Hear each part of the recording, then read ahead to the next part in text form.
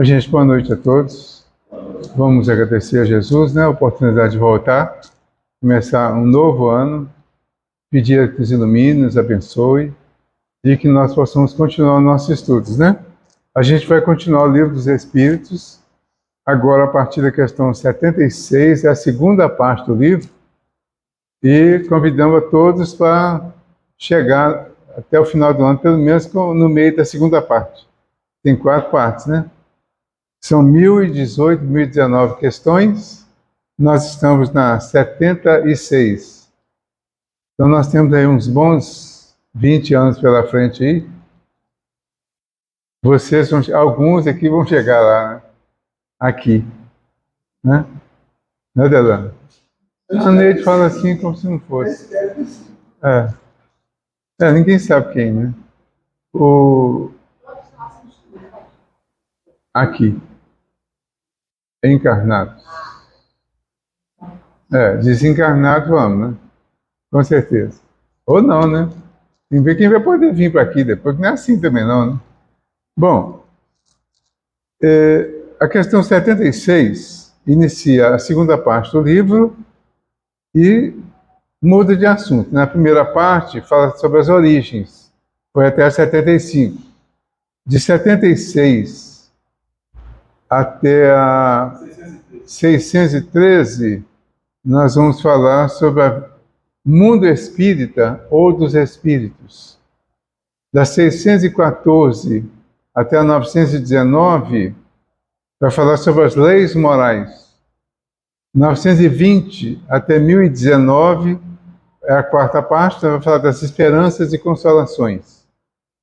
O Delano está falando falou a questão da introdução do Evangelho, a introdução de toda a obra.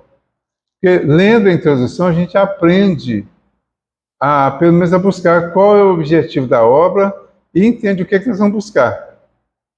O Livro dos Espíritos, como toda a obra do Kardec, foi colocado de forma assim, bem didática, exatamente para facilitar o entendimento e desenvolver o raciocínio. Por isso, perguntas e respostas. Quando faz uma pergunta, vai aguçar, 76. Como podemos definir os espíritos? Aí, a primeira vez, a gente vai falar assim, não sei, Mas depois você leu a primeira vez, você começa a querer arriscar definir, Ainda fica uma dúvidazinha, não é? Por isso eu gosto de fazer perguntas, às vezes, nos estudos, às vezes eu pergunto, qual que é o capítulo 2 do Evangelho do Espiritismo? Dá um silêncio total, Mas eu acho que é muito mais por humildade, pessoal, Eu acho que é humildade, porque todo mundo sabe. Todo mundo sabe aqui, não sabe? Capítulo 12 do Evangelho do Espiritismo? Sabe? É só arriscar um pouquinho, ter coragem de arriscar que acerta. Ou erra. Se errar, conserta. Então, essa é a ideia da pergunta e resposta. Origem e natureza dos espíritos. Como podemos definir os espíritos? Questão 76, espírito com E maiúsculo. Você vai explicar aqui. A palavra espírito é aqui empregada para designar os seres extracorpóreos e não mais o elemento inteligente universal. Na questão 23, ele diz que o espírito é o princípio inteligente do universo. Espírito com E minúsculo, é geral. Agora está individualizando, Ficou mais importante. Porque o princípio inteligente que vinha desenvolvendo através do processo da evolução vai chegar no ponto que ele vai caracterizar a sua individualidade e aí vai virar espírito com E maiúsculo. Certo? É uma individualidade. Claro, cada um de nós precisa ter essa consciência para nos entender, para nos perceber individualidades responsáveis a partir daí, principalmente, pela nossa evolução, pelo nosso crescimento. Certo? Então eles respondem, podemos dizer que os espíritos são os seres inteligentes da criação. Eles povoam o universo além do mundo material. Então, estamos aqui no mundo material como espíritos encarnados.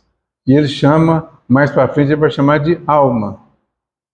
Mas estamos também além do mundo material, como espírito. Mas esse é jogo de palavras também. Espírito e alma, eles concluem que é a mesma coisa na questão 134. Mas nós vamos chegar lá. Então, aí nós vamos começar a entender aqui. A pergunta número 1, ele perguntou o que é Deus. Lembram disso? O que é Deus?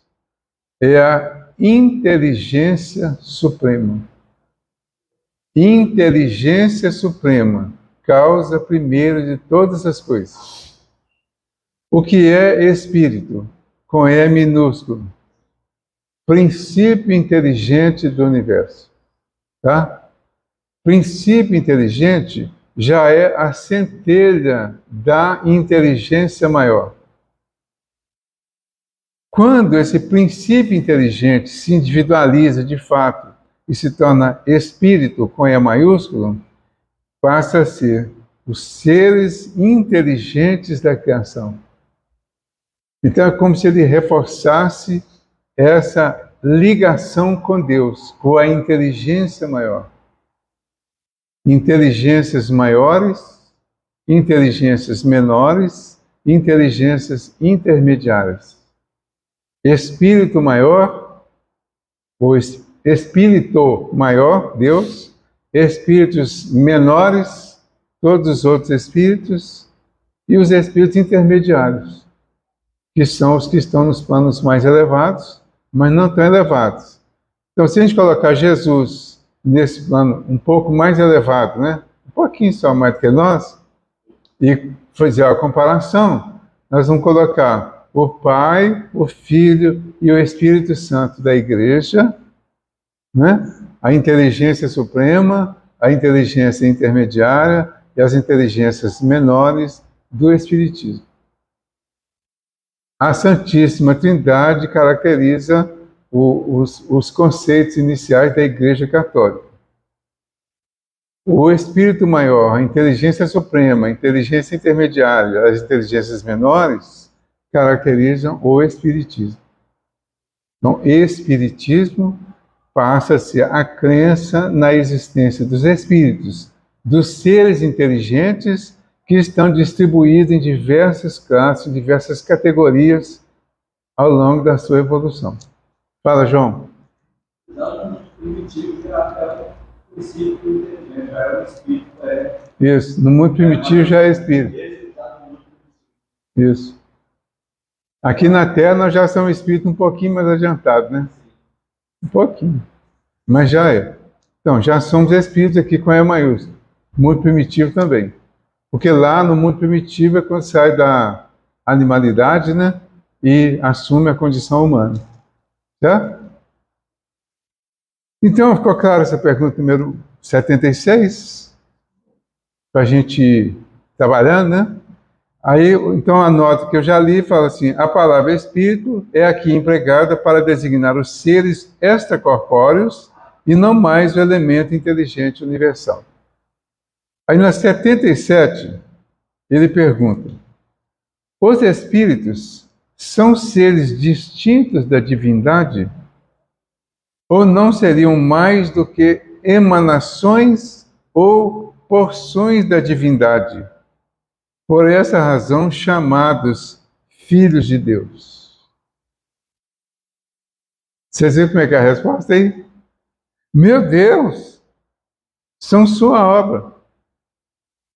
Os espíritos responderam assim com exclamação, com interrogação, exclamação, né? Meu Deus, são sua obra. Precisamente como acontece com um homem que faz uma máquina. Esta é obra do homem, e não ele mesmo. Sabes que o homem, quando faz uma coisa bela e útil, chama sua filha, sua criação. Pois bem, dá-se o mesmo com Deus. Nós somos seus filhos, porque somos sua obra. Essa questão aqui, o inverso dela é que complica. Certo? A outra visão dela. Porque nós somos filhos de Deus. nós somos criação de Deus, né? Criaturas de Deus. Podemos dizer, Deus pode dizer que Ele é nosso Pai. Mas nós ainda não nos comportamos como filhos de Deus. Por quê? Como é que a gente chegaria a essa conclusão? Acho que eu já andei falando isso aqui por aqui, né? Que eu andei falando muito isso ultimamente. No processo da evolução, nós somos filhos do passado, construtores do futuro. Certo? Então, nós viemos da animalidade. Então, nós somos filhos da animalidade, filho do animal, da condição animal. Nós deixamos de ser princípio inteligente e entramos na posição onde vamos criar a nossa condição de espírito. Ela está sendo desenvolvida, construída. Então, a nossa condição de inteligência equiparada ou semelhante a Deus, ela está sendo construída. Enquanto ela está sendo construída, nós ainda estamos cometendo os equívocos do momento animal. Certo? E isso é super lógico. É só analisar os comportamentos humanos em geral, os nossos mesmo, não precisa ser coisa muito bárbara, não. Os comportamentos humanos, as coisas que a gente faz, às vezes, age instintivamente, age sem pensar. A quantidade de vezes que a gente deveria pedir desculpa, a quantidade de vezes que a gente deveria consertar coisas que foram feitas erradas porque foram feitas precipitadamente. Então, tudo isso caracteriza a nossa condição ainda voltada mais para a filiação animal do que a espiritual ou divina. Aí o pessoal que vai estudando o Evangelho vai acrescentando uma série de ideias, né, para facilitar. Então, na condição que nós estamos hoje, filhos do animal, nós estamos construindo o filho do homem. Então, o filho do homem, da humanidade, está em construção. O que está feito é o filho do animal. Certo? Estamos construindo, para ficar bem claro, o filho do homem. Quando é que vai terminar isso? Quando concluirmos toda a nossa evolução nos mundos materiais. Quando atingirmos uma condição de elevação espiritual, que nós não precisemos mais de reencarnar. Então, quando Jesus fala que dos nascidos de mulher não tem ninguém na terra maior do que João Batista, e que ele será o menor no reino dos céus, ele está falando que o João Batista se libertou dessa condição de filho de mulher, filho da reencarnação, e passa por andar de cima na condição de menor, de iniciante. Certo? E nós ainda estamos em construção em posições diversificadas. Vamos chegar lá também, mas ainda estamos um pouquinho distantes, né? O João se disse tão inferior a Jesus que ele não era capaz de amarrar a sandália dele. Então ele se posicionou humildemente muito inferior a Jesus. Por quê? Jesus já tinha saído há muito mais tempo da condição de filho da mulher. Por isso ele é identificado várias vezes como filho do homem.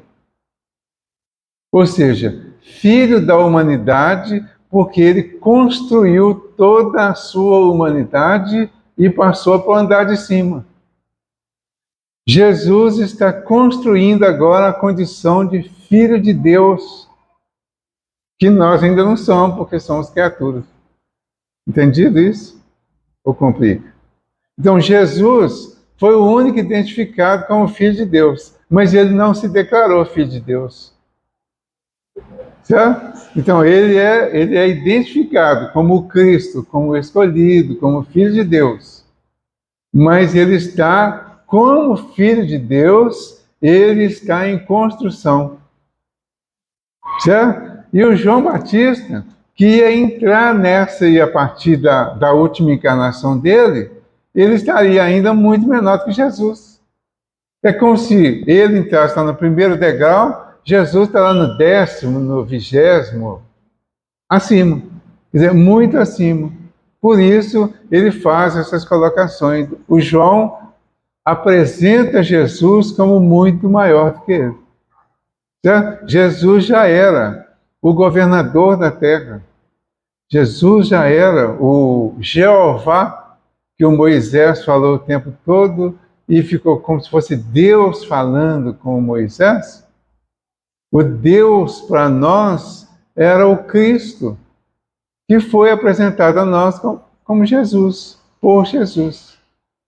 Então, esse Cristo, esse escolhido, é o Espírito que recebeu os que vieram de Capela, por exemplo, de outros planetas, quando a Terra passou por um processo de sair de primitivo para prova e expiação, ele recebeu espíritos que vinham de um planeta que estava em evolução e que alguns espíritos já não seriam aceitos lá. Então eles foram deportados, de Capela, por exemplo, e vieram para a Terra. Eles vêm caracterizar o início da Terra como prova e expiação. Aí vem uma mistura aí da questão da presença do Adão, Porque com a presença do Adão, com essa evolução que teve, com a vinda desses espíritos cultos, com uma inteligência avançada, mas com a moral lá embaixo, começou um grande desenvolvimento na Terra, naquela época. Foi quando começaram a registrar as coisas, depois surgiu a escrita, e as coisas foram começando a ser registradas. Ao ser registradas, é que surge a ideia de tentar explicar a origem de tudo. Aí a origem do homem começa lá no Adão. Adão, a palavra Adão, Eva, estão relacionadas com humanidade. Então, a humanidade nossa começa realmente a ser desenvolvida com mais conhecimento e talvez até com mais eficiência a partir de Adão. Adão e Eva. Eles iniciam essa nova fase para a nossa humanidade. Então, aí ele fala que Jesus, quando vem Jesus apresentando o Cristo, ele representa o novo Adão. É o Espírito que iniciou a sua evolução lá naquele tempo lá, que teria sido quando Adão veio, passou por todas aquelas gerações que estão lá na genealogia de Jesus, principalmente a genealogia do Lucas, está no capítulo 3 do Evangelho do Lucas. Aí cada fase, cada nome daquele ali, fulano, que é filho de não sei quem, que é filho de não sei quem, Esaú, Jacó, Abraão, cada um filho do outro. Cada um desses aí representa um tempo e uma geração e um momento que o Espírito passou por uma experiência, desenvolver essa experiência até passar para o outro, até chegar em Jesus. Então, quando chegou em Jesus, ele chega aperfeiçoado. Então, algumas gerações já chegaram até aquele ponto que Jesus veio mostrar para nós aqui. Só que Jesus veio mostrar algo que ele já estava muito acima, porque já tinha vencido. As gerações que vieram até aí, elas estavam dentro da evolução normal. Certo?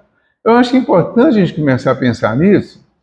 É meio complexo, eu sei que é meio complexo, é meio confuso, mas é importante a gente ver essa história, ver as histórias das coisas todas, buscar esses conhecimentos todos, para a gente entender a questão da evolução, da imortalidade, da continuidade da vida, a continuidade do aperfeiçoamento, da evolução, do crescimento e do melhoramento.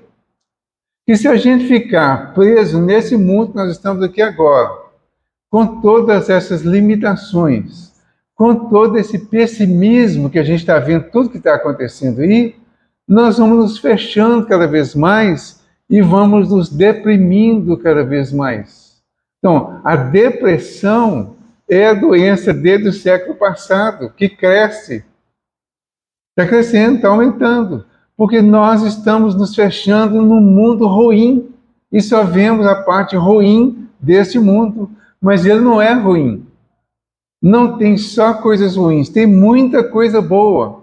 Mas nós não estamos aprendendo a abrir um espaço na nossa perspectiva para achar coisas boas nesse mundo complexo que está em torno de nós. Nós estamos fechados para isso. Não, qual a notícia que nós temos hoje? Teve um negócio lá no Japão, não teve? Um terremoto? Né? E quem ouviu Itatiaia hoje ouviu o quê? Quem ouve Itatiaia o dia inteiro, por exemplo, ouve tragédia o dia inteiro. O mundo é isso? O mundo não é isso. A outra parte do mundo não interessa para as publicações da imprensa hoje, porque a gente não compra, a gente não vê, entendeu? Mas aqui, falando de evangelho, falando de Jesus, falando de esperança, falando de boa nova, de reino dos céus, que é a construção para o futuro, nós precisamos ousar e pensar em coisas maiores. Para pensar nas coisas maiores que virão, nós temos que pensar nas menores que já passaram. E entender o quanto nós já crescemos, o quanto já progredimos desde o nosso início. Olha como eram as civilizações lá da época do Adão, por exemplo. Não é?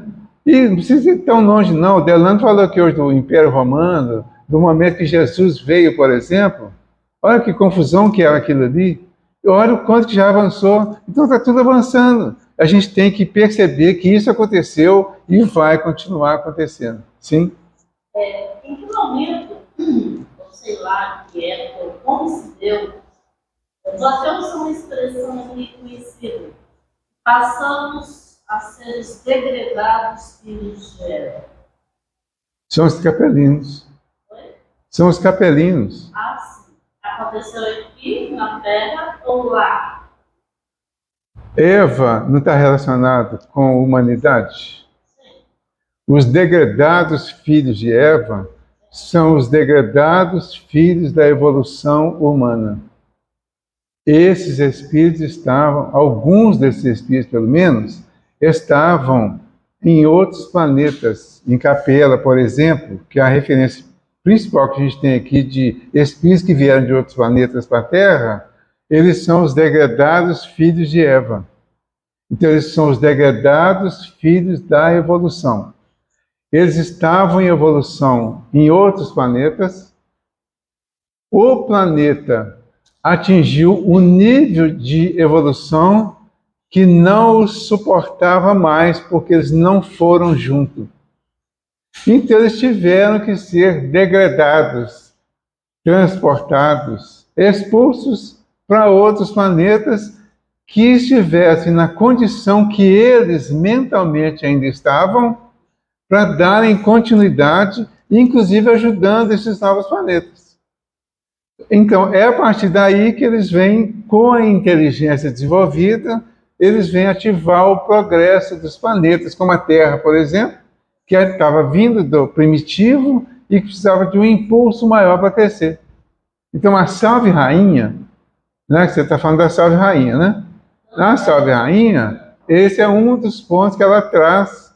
Quem criou a Salve Rainha falou isso, criou isso por intuição.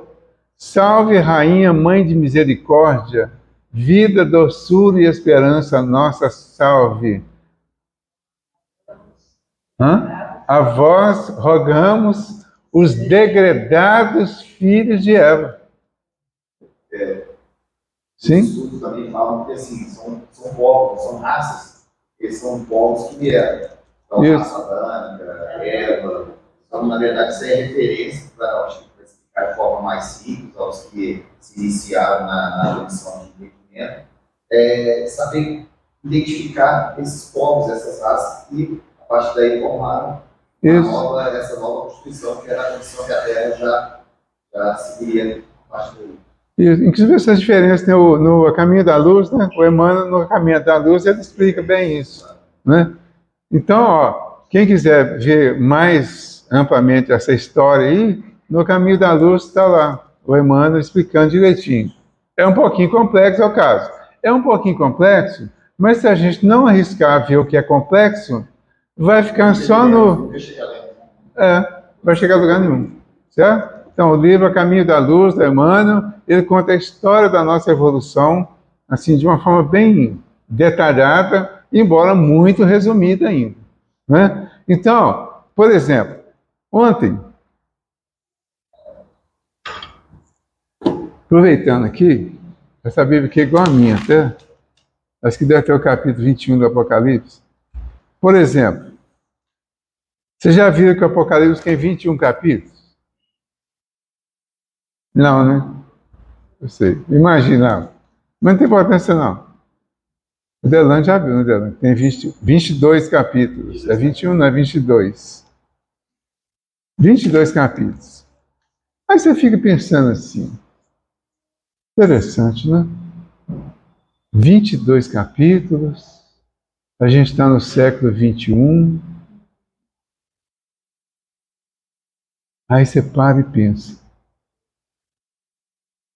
O giro em torno do zodíaco, o giro da Terra em torno do zodíaco, dura 25 mil e tantos, 25.800 e tantos, se não me engano, anos.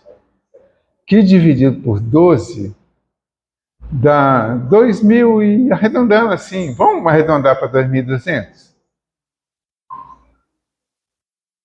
Aí cada giro dá em torno disso, tá? De Abraão até Jesus foi 2.000 e alguns anos, certo? Áries, a era de Áries vai de Abraão, vai do cordeirinho que apareceu lá para salvar o filho dele até Jesus. Aí o João apresenta Jesus como o Cordeiro de Deus que vem para tirar os pecados do mundo. Certo? Aí começa a era de peixes. O Cordeiro de Deus que vem para tirar os pecados do mundo, ele vem ensinar a humanidade com o título de Salvador que foi dado a ele, inclusive pelos anjos que falaram com os pastores lá no campo. Ele recebe o título de Salvador da humanidade. Mas ele não vem salvar, ele vem ensinar a humanidade a se salvar. Vem a era de peixes, certo? Na era de peixes, uma das características principais é o aprendizado, o ensinamento que ele trouxe para nos orientar de como concretizar a autossalvação. Então, os exilados que vieram de outros planetas e que se juntaram com alguns já perdidos da Terra, que vieram dos primitivos, e que já tinham necessidade da expiação aqui na Terra, que é mundo de prova e de expiação, eles precisavam aprender a sua autossalvação e não a ser salvos por um Salvador, que no caso era Jesus, que não salvou. Ele não salvou ninguém de nada. Ele curou alguns para dar exemplo do que é possível fazer quem atinge determinados comportamentos. Em nenhum momento ele fala, eu te salvei, eu te curei. A tua fé te curou. Tá? Muda completamente. vá e não peques mais. Quer dizer, acabou o seu karma. Você resolveu a sua questão com a sua fé, com o seu comportamento. Então vá agora e não peques mais.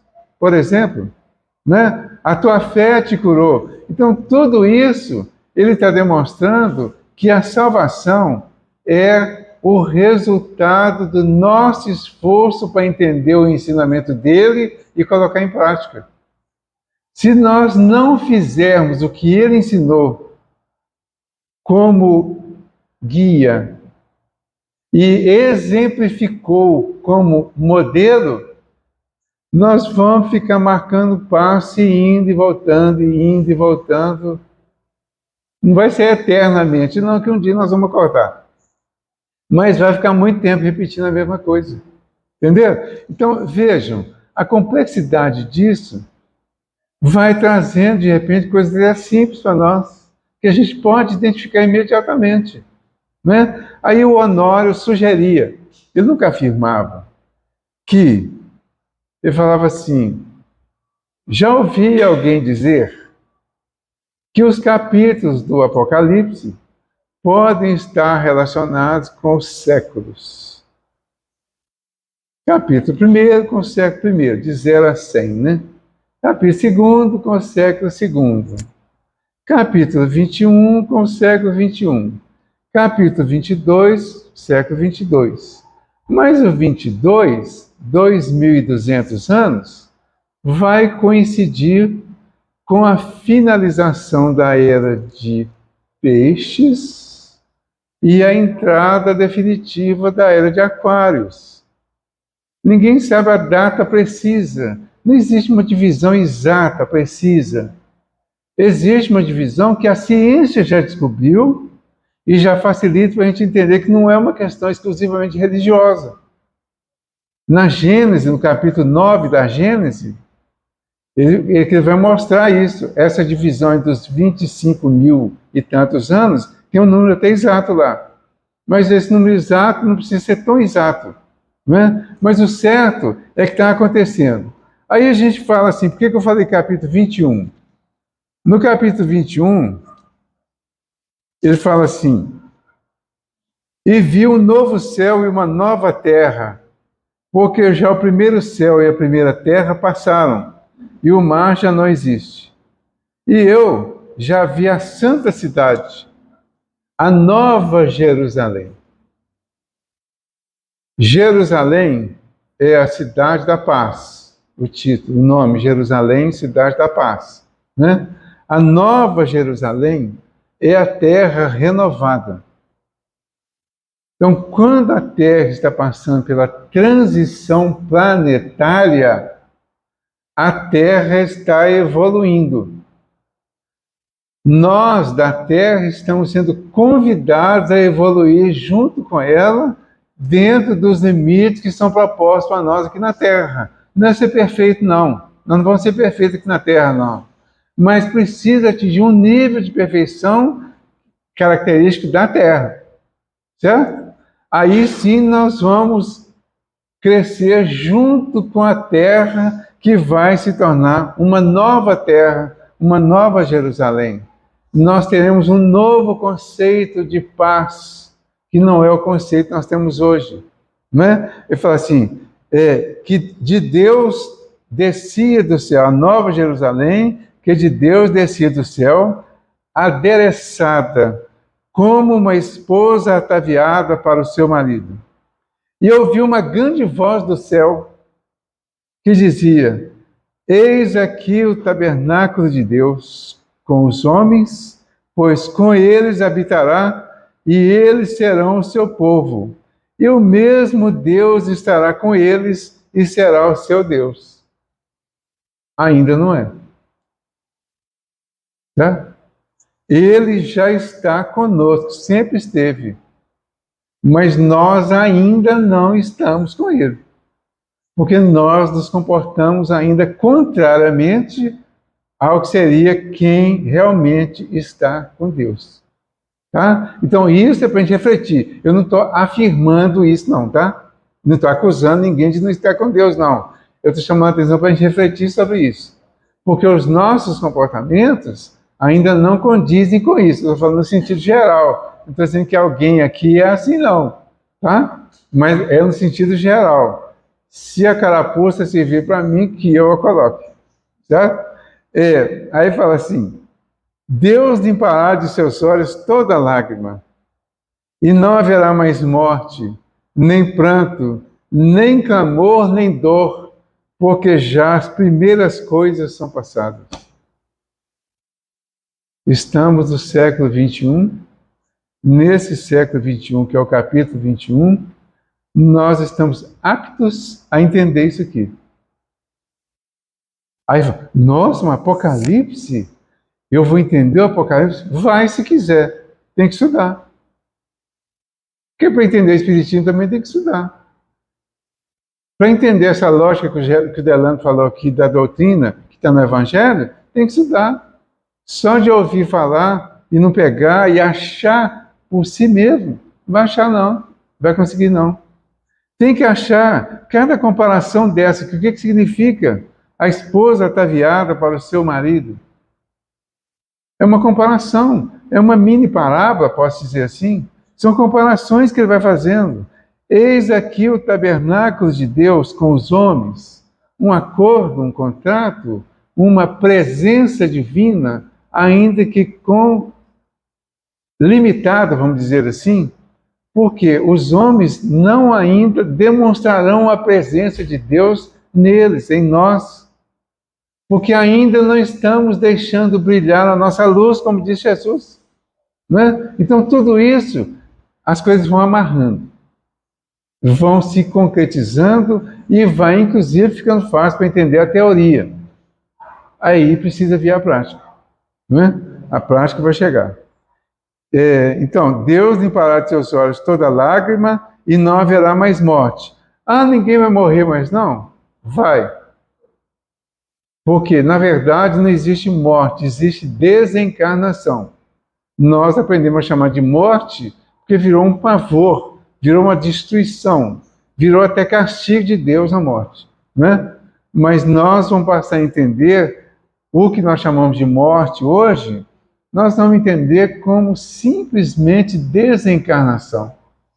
O meu corpo, por alguma razão, morre e eu saio dele tranquilamente, como se nada tivesse acontecido, porque eu estarei com um corpo, um outro corpo, um corpo espiritual mais leve, e esse que eu vim arrastando ele, principalmente depois da idade, vai chegando, agora eu estou num corpo que eu saio vomitando. Então não haverá mais morte, certo? Não haverá o conceito de morte, a ideia de morte, para quem entender isso aqui. Então, por favor, leiam o capítulo 21 do Apocalipse, que não é tão grande isso não. Só o 21. Mas depois vai lá no primeiro, para ler lá e achar o que é Apocalipse. Olha, não é difícil de achar não, já tem tempo. Olha aqui, quer ver como que é fácil? É só a gente ver. É bom de pegar as ideias, assim, as sugestões, né? Olha o que ele fala aqui. Cadê? Capítulo 1. Apocalipse do apóstolo João. Apocalipse. Aí ele começa falando assim, revelação de Jesus Cristo. O que é Apocalipse? Revelação de quem? De Jesus Cristo, a qual Deus lhe deu para mostrar aos seus servos as coisas que brevemente devem acontecer. E pelo seu anjo as enviou e as notificou a João, seu servo. Então, olha que bacana.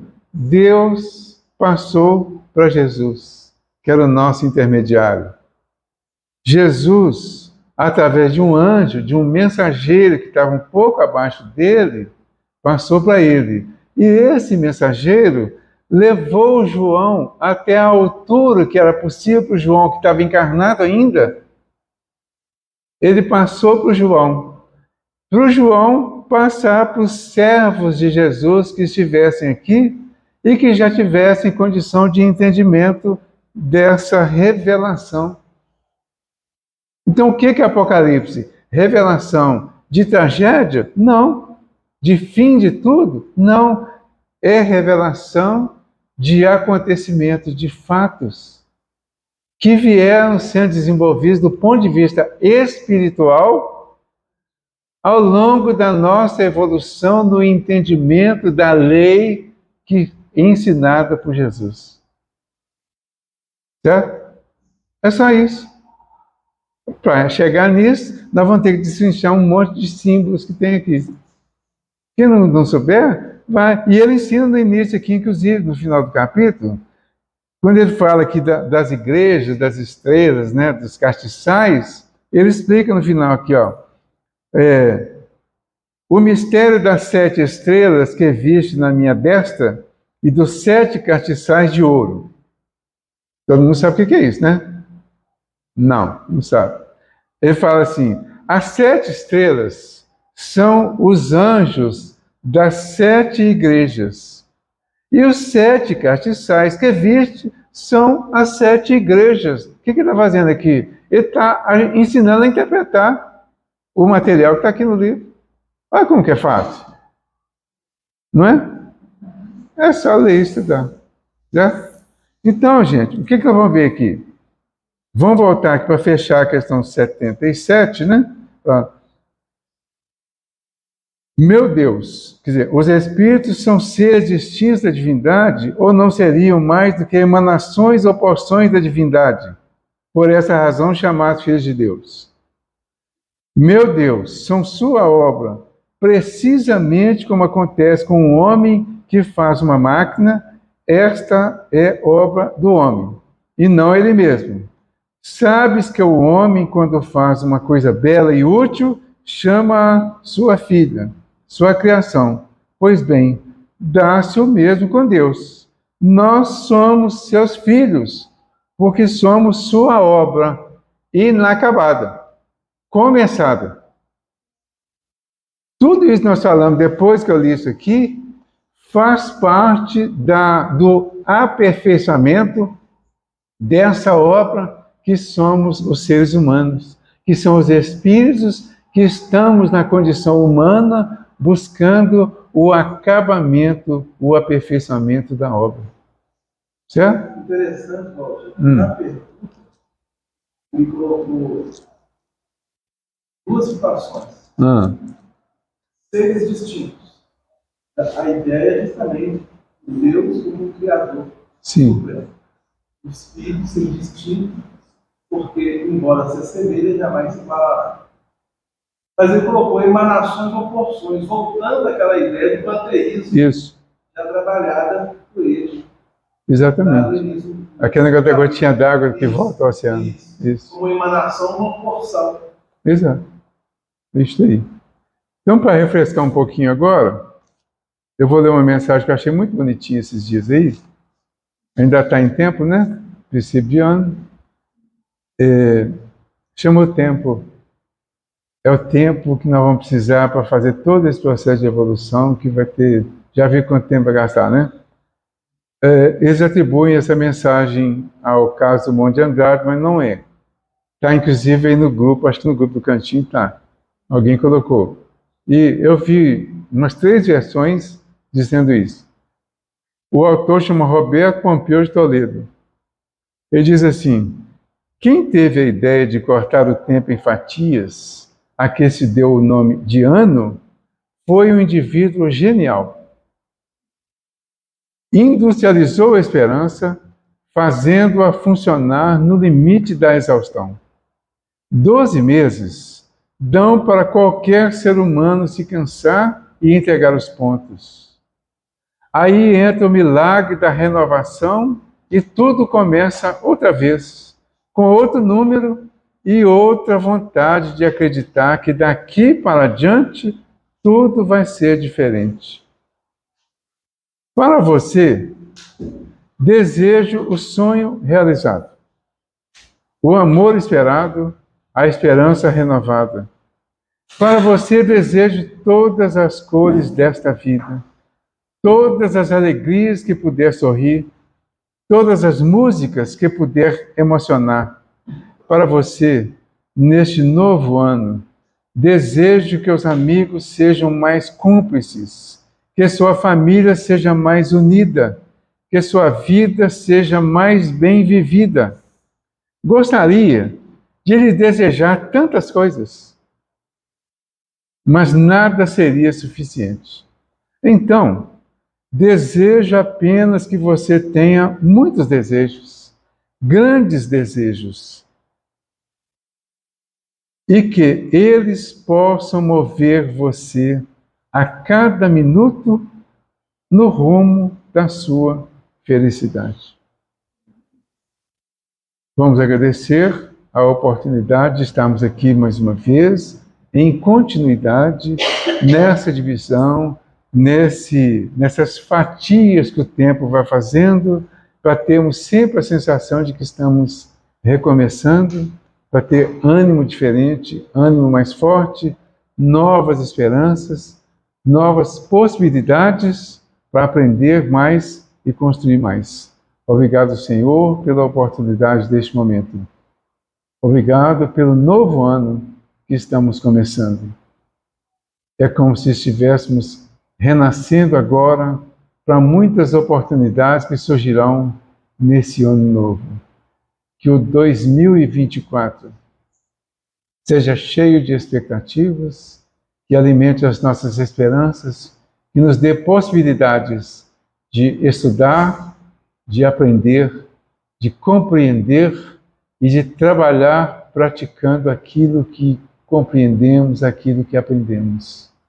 Obrigado, Senhor, por esse nosso cantinho de Jesus, pelos seus administradores encarnados e desencarnados, pelas possibilidades que temos de continuar buscando o melhor em todos os aspectos da nossa vida, para concretizarmos em nós o reino dos céus, que será depois a nossa moradia física e mental.